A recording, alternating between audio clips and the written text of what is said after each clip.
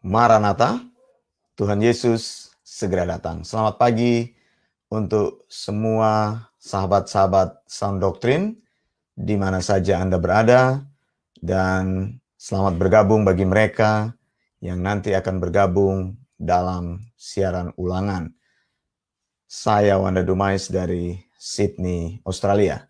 Saudara yang dikasihi Tuhan, Matius 28 ayat 19 sampai dengan ayat 20 berisi perintah untuk memberitakan Injil.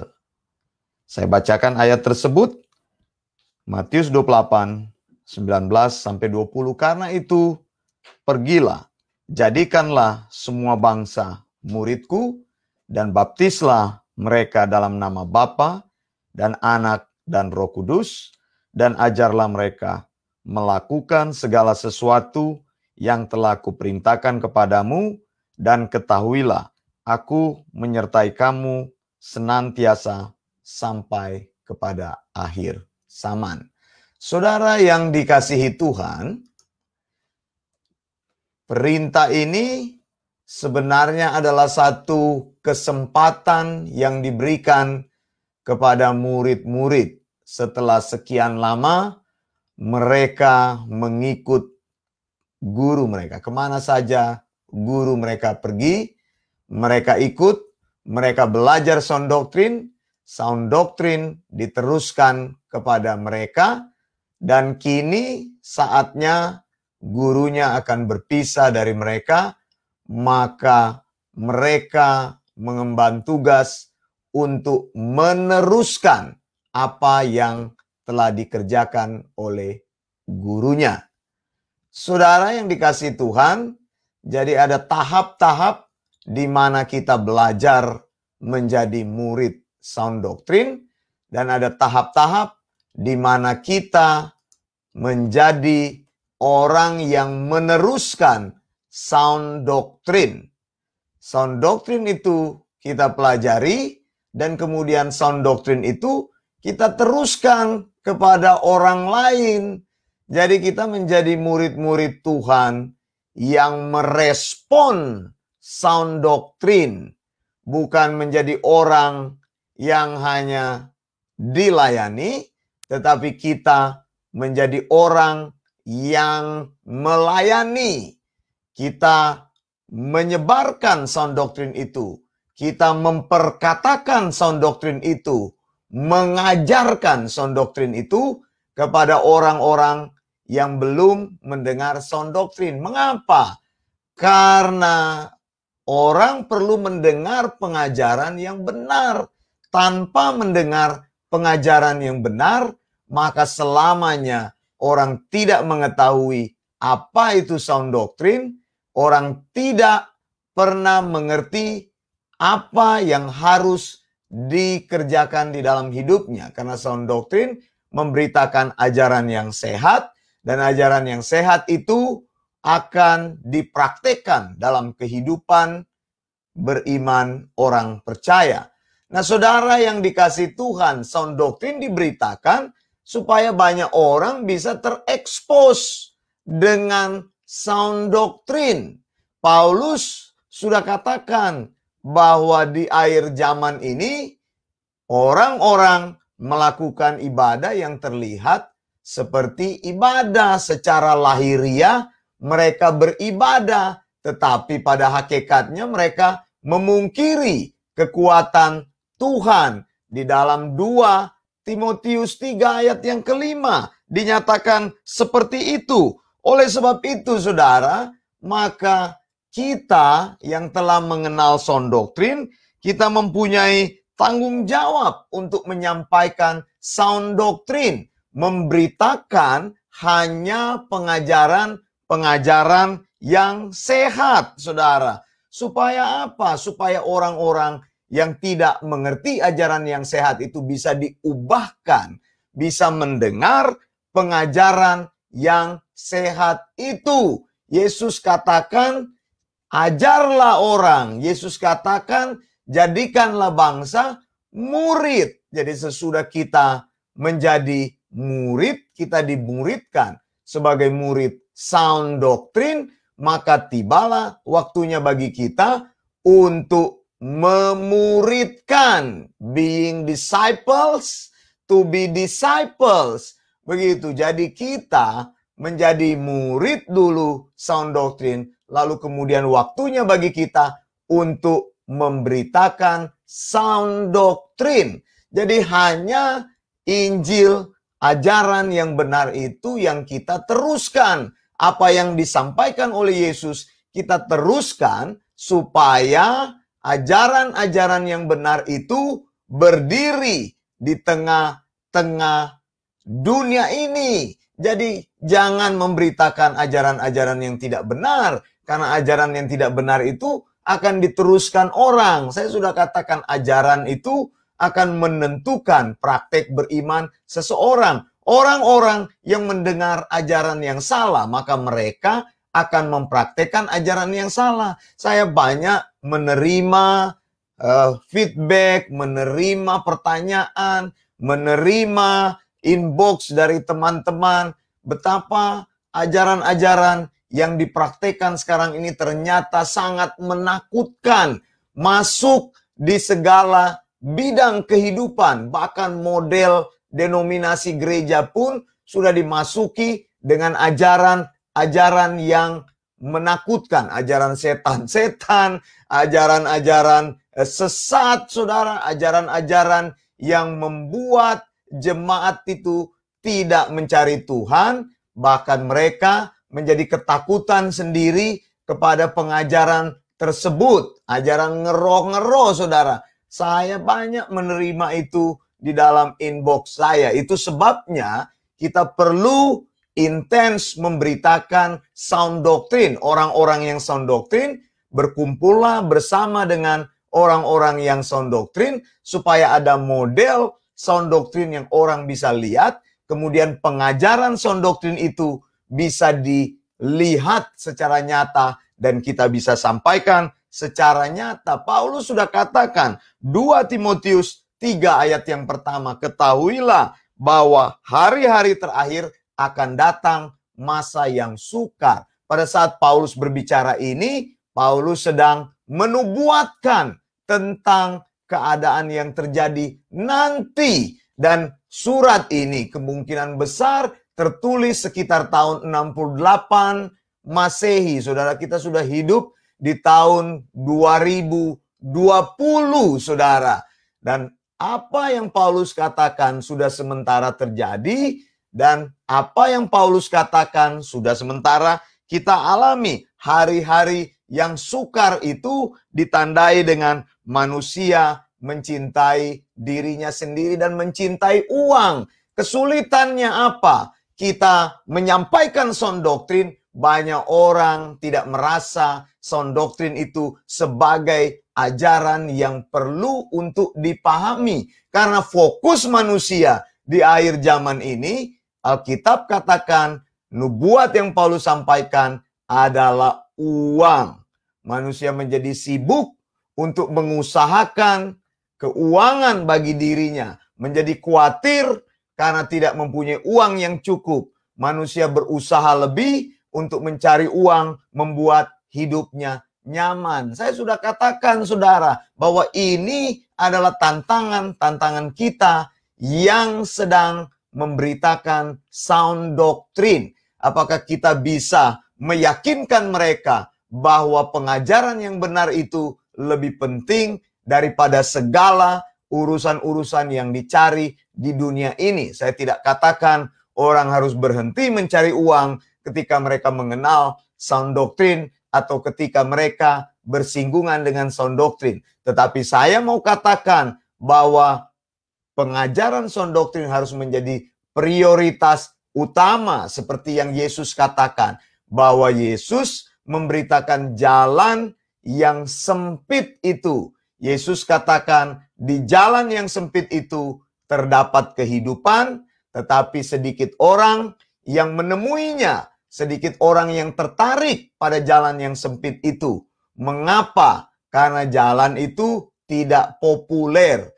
Sehingga orang tidak melirik, bahkan tidak mau melihat jalan itu. Nah, saudara yang dikasihi Tuhan, sound doctrine harus kita beritakan supaya sound doctrine menjadi sebuah jalan yang dipilih oleh orang-orang yang hidup di zaman akhir ini, oleh kita yang hidup di zaman akhir ini. Tapi kalau kita tidak memberitakan sound doctrine, maka sound doctrine itu lama-kelamaan akan hilang. Tidak ada model pengajaran yang benar, maka orang tidak akan melihat lagi pengajaran yang sehat. Didaskalia hygieinose, ajaran yang tidak error, ajaran yang tidak tercampur dengan bakteri, ajaran yang tidak terkontaminasi, ajaran yang tidak kompromi. Saudara yang dikasihi Tuhan, itu sebabnya saudara, di sini penting kita sampaikan ini supaya orang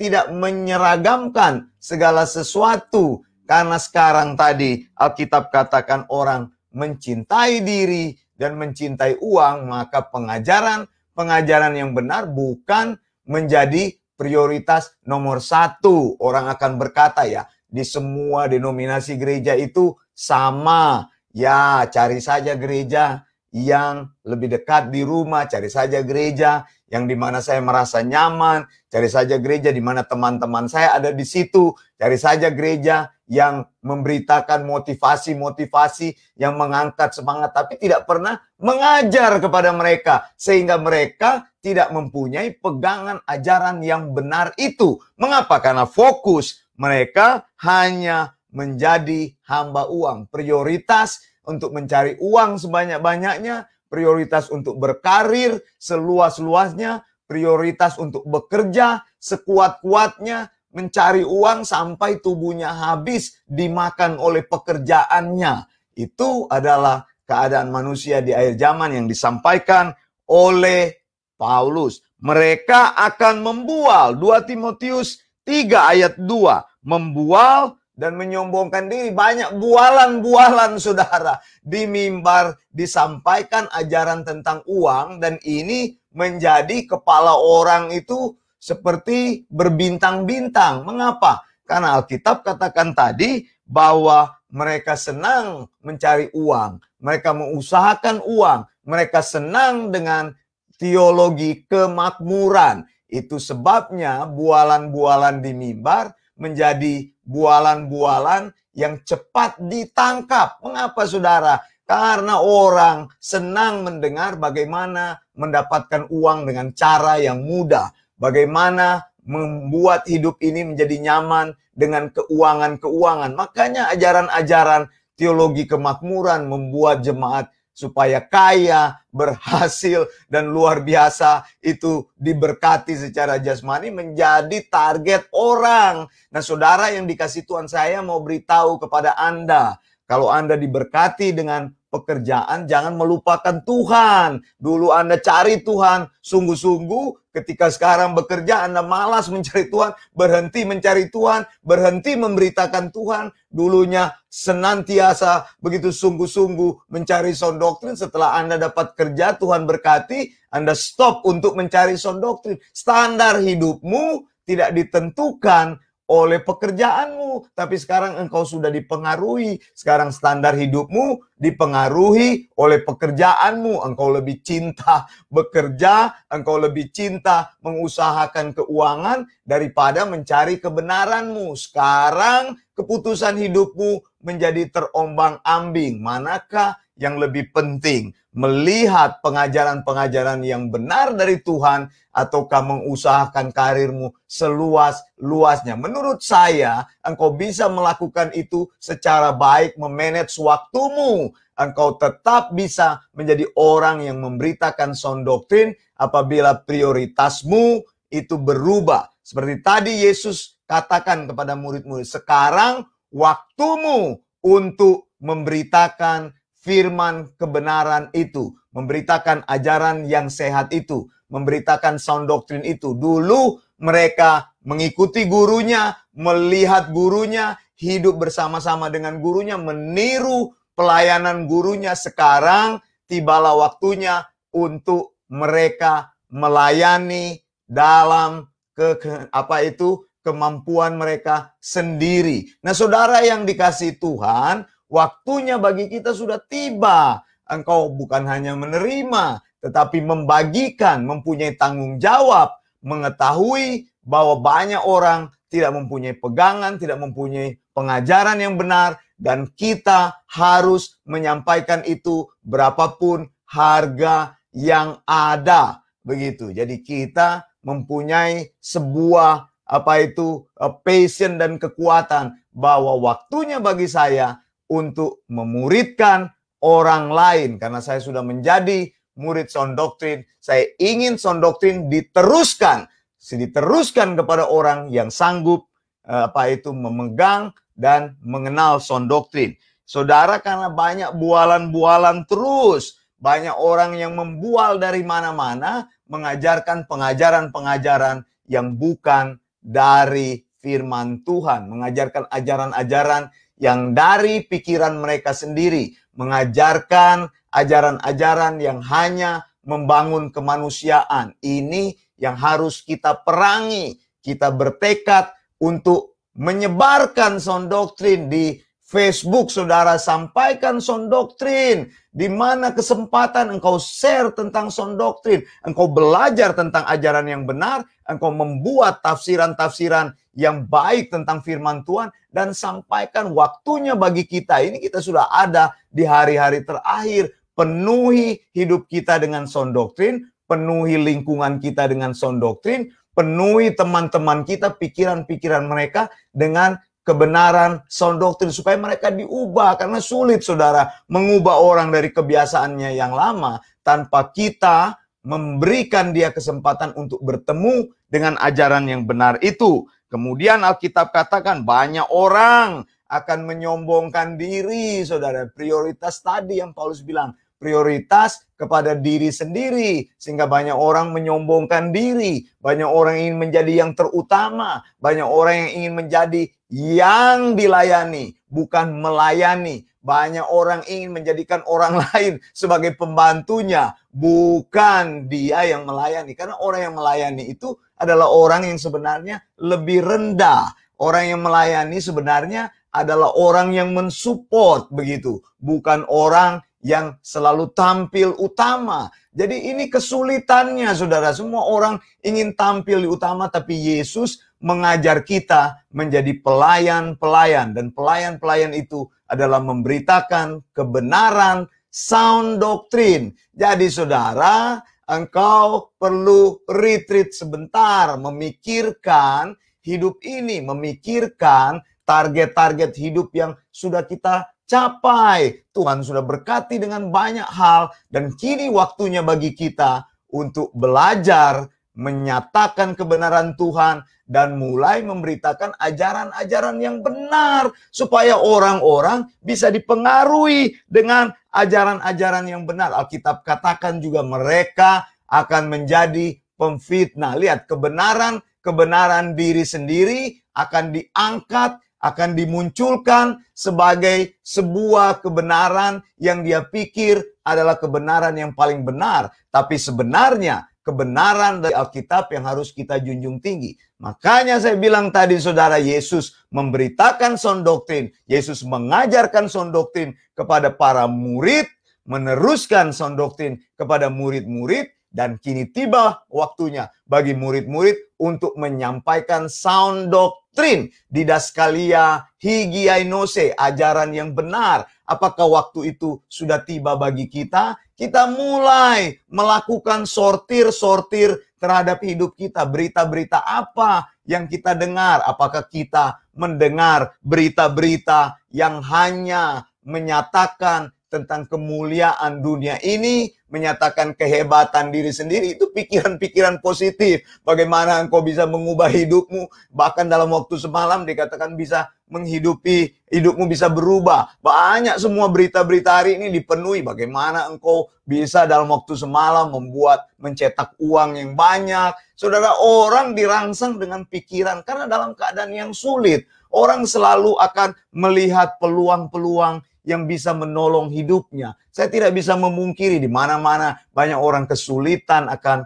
keuangan, kesulitan akan pekerjaan. Karena dunia sekarang ini memang mengalami kesulitan di mana-mana. Investasi tidak jalan, ya semua bisnis sekarang ini melemah, semua bisnis bahkan ditutup, pekerjaan-pekerjaan banyak memecat karyawannya. Jadi ketika ditawarkan jalan yang pintas, orang semakin akan mencari jalan itu. Tapi Tuhan mengajarkan kepada kita, kita harus membawa kebenaran-kebenaran yang Alkitabiah itu supaya orang bisa melihat dan membaca, memahami, mendengar kebenaran itu. Mengapa? Ketika mereka mendengar kebenaran itu, mereka akan memutuskan sehingga menjadi prioritas-prioritas yang baru. Saya percaya saudara akan terlibat dalam gerakan ini seperti Yesus katakan bahwa kita harus memuridkan.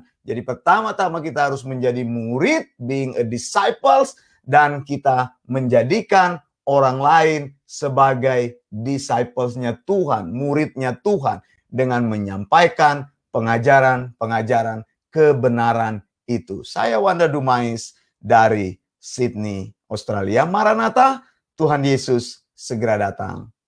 Blessings.